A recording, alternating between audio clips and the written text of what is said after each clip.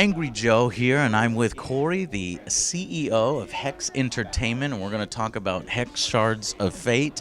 Now, I haven't played it since it originally came out in early access or alpha, I think it was, or closed alpha for the Kickstarters. Now, how far has it come? What have you added there? And like, when are we going to see like a final version of it? Because I've been waiting. It's right. I want to jump in when it's like fully featured and ready to go. Totally understand. Let me start off though, Joe, by saying this is the first time we've met face to face, and I wanted to say thank you so much for supporting our Kickstarter. Oh yeah, I really appreciate it, and I give. I give everyone the awkward hug that supported our Kickstarter because it was such like a weird thing. I love Kickstarter, dude. I love these creative ideas. When I saw this, it's basically, if you guys don't know, it's like this.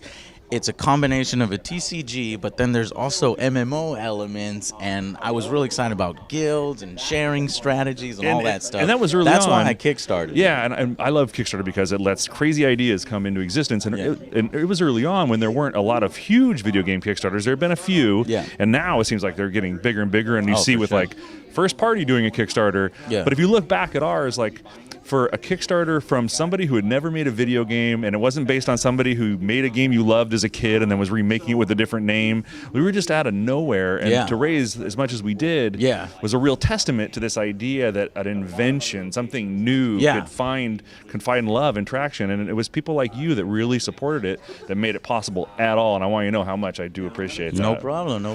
So how has it come along? So in the meantime, and this is funny because I'm sure a lot of our Hex community will be watching this. We were growing a pretty big community. We went into that alpha phase, and it was painful. Like, you've got a brand new baby, a newborn. You don't want to throw it out onto the playground quite yet. It's still just shitting its pants and wiggling around. So that was rough. But we got through that phase, and we've slowly but surely been adding features. And at this point, we're in a public beta, and we have the first bit of our PvE experience in. We're about to at the end of this month. And this is PvE is in right now. There is because I haven't visited since like the very early days where it was super rough. There is a piece of PvP. So we have a full-featured, very playable, very good TCG. Awesome. We have an amazing auction house that works off of both gold and platinum. Okay. So let me stop right there for 1 second. The important thing about that is, and I hate the term free-to-play. Yeah. Free-to-play to me means I'm going to design a game that's really fun to start with, and then slowly gets worse until I force you to spend money. Yeah, pretty much. It's a paywall, is what it is. Right, and for us, we are free-to-play in the sense that you jump in, you get a free starter deck, you can play the PvE stuff, you can play against your friends, you can earn some cards through the little starter deck trials. But the incredible thing was, we have an auction house that runs on both gold and platinum. And gold and platinum are two different types of currency, our earned currency and our bought currency. And what's cool about that is that people who are playing for free can go into the arena, earn cards, earn equipment, earn stuff that's specific to that experience, and then sell it in the auction house for platinum. And what we've seen is, we've tested this, like if we jump into a brand new account and how long it takes to earn enough to go. They're technically earning real money. Yes. So right now, we're averaging somewhere between 90 cents and $1.10 an hour that you're earning from playing our game, which if you talk about free-to-play games, that's unheard of. Yeah, that's the opposite direction. Yeah, it's insane. I'm spending money as I'm playing free-to-play games. So it's really is, in the truest sense of the words, a free-to-play game that is an open environment. And that's where this really magical thing happened in our auction house by offering the ability to use both gold and platinum, which is really cool. So we have an auction house, which is amazing. Yeah. We also are just about, like I said, to launch our third set of cards. So we've been slowly bringing out new sets, which is great, keeping the content fresh. We have lots of different play styles. We have draft in, we have sealed, we have constructed tournaments. That's perfect. This next patch actually brings in a thing called Gauntlet. And Gauntlet's sort of an asynchronous style tournament where you can jump in and you can play whenever you want. It's one game, and if you get to 3 losses, you're knocked out. If you get to 5 wins, then you're knocked out. But depending on your win-loss ratio, you win packs. So it's just really nice. People wanted a way, because draft could take a couple hours. They wanted a way to jump in, play one game, jump back out, kind of play at their own pace. So we've got this really nice new asynchronous component coming in. And graphically, the game is just getting, the polish we're putting on this thing. It's looking beautiful. I've seen screenshots. For a real TCG, we are the best looking game out there. It is unbelievable how great it's getting. And so the first big piece of, as I mentioned, PvE content was our Frostring Arena.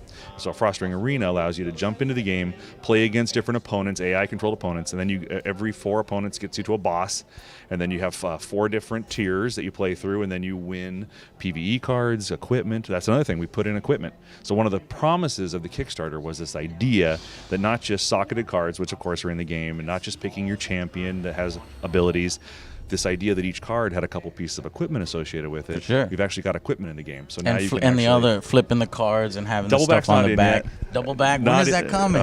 We're in process right now. Yeah. The big focus has really been on making sure that we've got all these core systems in place. And so Frostring Arena as a core system allowed us to do a lot of the dev work that would lead to the dungeons. And so the hope is, and the next big patch we're going to put out is going to be our campaign mode.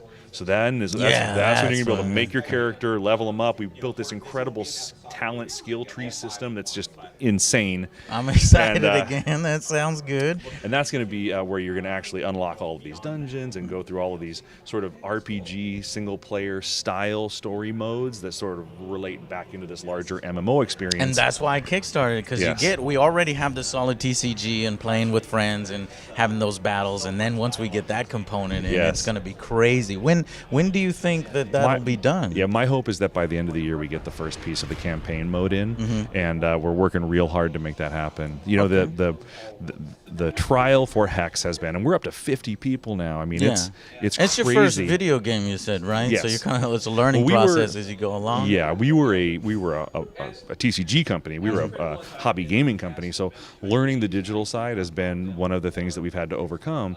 But at this point, it's incredible. I have this most amazing team of engineers, and I've been able to cherry pick super senior people that have TCG experience. So I've now sort of put together this incredible team. So we're doing a great job. We're hiring more and more engineers, more and more VFX people. We're making the game prettier. We're making the game more, accessible. And so I feel like we've been able to overcome that challenge of turning ourselves into a digital TCG company. We had the game design part in spades, and so now, and I always call us like the little acorn, right? Like an oak. No oak that exists started off any other way than an acorn. I mean, that's it. And so you can laugh at the acorn. Look at you, a little acorn. This is why I kickstarted this project, because your passion for it, man. I can still see it. It's true. Yeah. I mean, and now we're a little sapling. And again, you can knock a little sapling over. Sure, who cares? But we're on our way, and we have our DNA set up to be this giant thing. And so also one of the things we announced recently, our first big $100,000 esports event. Holy crap. Yeah, so this patch that happens later this month puts in our new tournament backend, and we're going to actually be able to support large-scale tournaments. And prizes. And so what we're doing is we're running all of these, all the events that we typically run are going to earn you points. You can spend the points to enter into the qualifiers. The winners of the qualifiers. How do you balance that and make sure nobody cheats, Because there's hackers everywhere. Well, right? That's... our game is really mostly run server side, so it would be borderline impossible. Okay, because I was just thinking in my head, you can't cheat in person, but on computer, because I play so many first-person shooters and all these things, you involve prizes. You need systems in there to make sure people don't game the system. You would have an easier time cheating in person. Yeah. Just being clever with cards than cheating on with a card game. On Hex. So.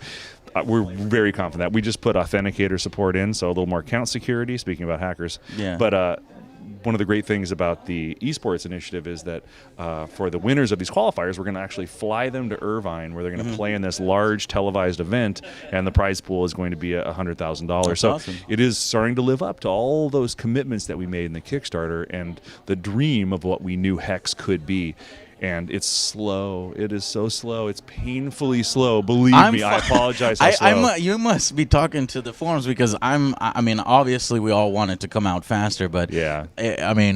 I have a bunch of Kickstarter projects that I'm still waiting on, like 5 or 4 years later. I think it's supposed to come out October 2013 or something like that. Definitely talking to our base. We actually 12. Yeah, so there's been so many Kickstarters that haven't yet fulfilled, and at least we have something playable right now. Oh, so no, it's coming along. And it's been incredible. Week after week, we have our numbers, like, slowly but surely, we're we're getting bigger and bigger. Like, it's starting to get pretty amazing. I mean, even with Frostwing Arena, which has only been out a couple months, there have been over 1 million runs of Frostwing Arena. You know, millions of cards have sold for gold through the auction house. Like, we are getting relatively big. Like, it is actually growing. Yeah, like, no, and I want more people to know about Hex, because I play Hearthstone and I have a lot of fun with that game, but I also, when I play Hex, I have a ton of fun too, and I don't think as many people know about Hex as they do Hearthstone, because Blizzard is a gigantic, it's just a machine company, right? So, but you can have a ton of fun in Hex. But I was going to ask you, the guilds, like, that's what I got excited about initially, and I was like, oh, cool, I can create like the Angry Army, and we can, you know, have our own guild. Can you explain a little bit about that? Is that in the game yet, or anything? No. So the funny thing is, we've had all of this amazing community support pop up, and there are guilds that run outside of our game, and they're very popular. I want to see it in the game, so I can manage people. And so that is part of the larger campaign experience, and that is one of the things that we hope to get in as part of that next big patch of content. By the end of this year. Oh, this year. Okay. Yeah. Sweet. So we're sort of. All the troops are rallying. We're hiring more engineers. All the troops are rallying around this one big thing, and so we've got to sort of, and we're not going to piecemeal out the elements of it, because that's kind of what we've been doing. It's like we've been baking a cake and serving it to you while it's baking. Yeah. So we're cutting off a piece, and here's some frosting. Yeah, I've been seeing updates via Kickstarter, but like I said, I've been ignoring them because I've been waiting for it to be like, we're done, or here's the final build or something. But you said it's not going to be like that. It's going to be an evolution as it reaches that area. Well, for what Hex is going to be, which is going to be a lot more than just what I've talked about. I have bigger plans for what it means in the larger scheme of things over the years. But when it comes to that first big piece of PvE content, the first big campaign chunk, that is hopefully by the end of the year. Although I would say, if you jumped in right now, everything that you would want to experience, from opening packs, playing a TCG, doing Frostwing Arena, using equipment, I mean, there is so much to explore right now. I mean, literally 100+ hours of content, even in, you know, just exploring what it is in terms of PvE. It sounds like there's enough there that I could go home and try it out now and be satisfied, as versus the first time I played it when I got the email kickstart on that. That was alpha. That was the baby shitting and crying in the park. And now it's what? Now it's like 2 a years temperamental teenager. No, it's 2. It's in its terrible 2s. Okay. We just celebrated, actually. Crazy, right? We just celebrated our second birthday of the Kickstarter ending. It's been 2 years? 2 years. Wow. I know. Time is flown. It is mind-boggling, believe me. And so we have a really active, one of the things also we have, which I know you can appreciate, is we have this incredibly active and supportive community. And so because we've aggregated a certain type of player, the new players coming in are getting this incredible benefit of having the chance to talk to people that are passionate about the game, but also absolutely willing to help a new player out. So the community's good. It's not like League of Legends where everybody you noob, point fingers in any other game. But if you come into our game as a new player and you say, hey, I'm getting started, and I can't tell you the number of times I get emails from people saying, hey man, it's unreal. I jumped in the game, first time playing. I was talking about a shin hair deck, which is our little anamorphic rabbit guys. Yes, I love those. And I had half a dozen people mailing me common and uncommon cards because they just had a bunch of extras in their collection. That's cool. And I'm like, yeah, that's how our community is. It's crazy how supportive and inviting, because you know what, for TCGs and MMOs too, you've got to have other people to play with. And so everyone kind of understands it's in their best interest to be nice and to be inclusive and to bring new people in, because if they don't have someone to play with, that draft queue isn't firing off at 1 in the morning when you want to play. And so I've really been so lucky to have brought together this incredible community. And that is ultimately, I've said this many times, but in the Kickstarter, the $2.5 million, great. Ultimately, the people we put together are way more valuable. The 20,000 people that got together to make this happen, way more valuable. And it seems like the space is growing. I mean, if you look at this E3, there's been a ton of announcements for card games. I think everybody's trying to jump into, because they saw Hearthstone and they were like, okay, I want to do a Star Wars card game. And then they want to do an Elder Scrolls card game. But Hex, how are you feeling about Hex? Well, it's interesting, because that was actually the topic of a thread in our forum, was about like the card game industry. Everybody wants to get in card game, Yeah, it's because I think they saw how something like Hearthstone monetized, which was leveraging blind reveal monetization strategies are very addictive, and they make a lot of money. Baseball cards and magic cards and every other kind of card in the world that sells a blind reveal. We do. Don't get me wrong, we do. Okay. But when you have something as powerful as the Blizzard brand behind it, they saw like what a gold rush that could be. Right. And so applying these big brands to TCGs just makes a ton of sense financially. But you know what the thing about Hex was? And, I thought about that because, I was at Blizzard. I knew it was going on. Neither of those games have the campaign that you're going to put out. But you need to get that thing out quick. I know. Because you're about to have a ton of competition is what I'm getting at. What I was saying, the point of Hex was always that I had this dream about a new type of game and a vision for inventing something. And one of the benefits, and when I would talk to people about it, one of the benefits I would tell them was, no one is thinking about doing something like this. Yeah. And if we get this done, and it's going to take a lot of money and a lot of time, but when we get this done, there's nothing else like it. No one can compete with us. I mean, like one of the things that successful games have in common when they create a new category is that they're so far ahead of the curve that no one can ever catch them again. Yeah. And I feel like that's what Hex is going to be. Eventually, once we get that campaign mode in, you're leveling a character and all the other stuff, and your strongholds with all your buildings that you upgrade. Oh, hell yeah. Once you start those. Once you implement those sorts of things, we're going to reach this point, and it's going to be the point when you tell your friends, have you tried this game? It's like a card game, but it has all this RPG MMO stuff. It's going to reach that novelty point where people are like, you've got to try this. It is so fun and weird and different and interesting, and I think that's going to be very helpful for us in terms of breaking out and being that giant thing. But in the meantime, I'm building the best digital TCG experience possible, and I'm going to have esports and everything else that we've talked about. And so, yes, there are a lot of people that want to make casual CCGs that are maybe not quite TCGs. They're more of a strategy game. They have some collectible bits to them, and they want to put big brands on them. Great, and those games are fun, and I love them. But Hex is something totally different. Okay. And it's easy to confuse them, but ultimately I think the end story of this will be when we're the biggest digital TCG in the world, it was because we invented something brand new. Okay, sweet. So you could play Hex right now for free. Yes. Tell us a little bit about that. So you can jump onto hextcg.com. You can download the client. You can jump right in. You get a starter deck. You get to pick one of the different races, and you get a starter deck. And how many races were there for people that may not know the game? There's 8 different races. The initial starter decks, there are 4 different starter decks. Actually, at the end of this month with the patch, we actually put 4 more in. So now you're going to be able to choose from all 8 races for your starter deck. And then there's a full-fledged tutorial that just walks you through with arrows and just kind of walks you through how to play a TCG if you don't have any TCG experience. And there's starter trials. And the way starter trials works are that you go through an AI run a set of opponents. Right. And when you beat them, you get these little packs, and the packs are specific to your starter deck to give you cards that you might want to include in your starter deck or change out. And customize your deck. Customize it. So it starts to teach you about customizing your deck. And then after that, you can jump into the Frostring Arena. And in the Frostring Arena, you win PvE cards, equipment, gold, and you can use all of that in our auction house to get anything you want in the game, including, drafting is one of the most popular ways to play a TCG.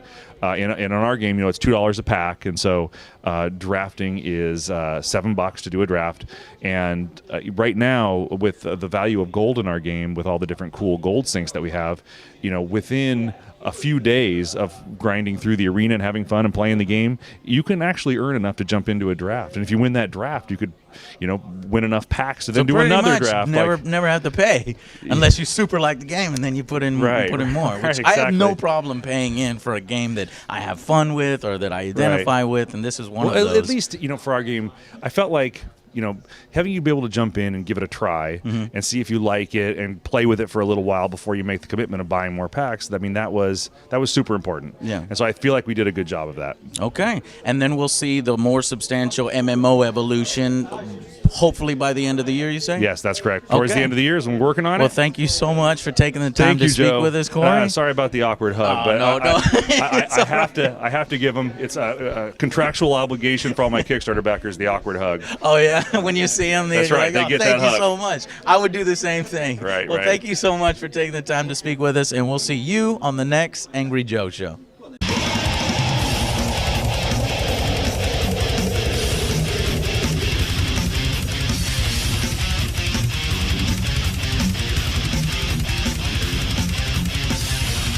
is the end of the line. The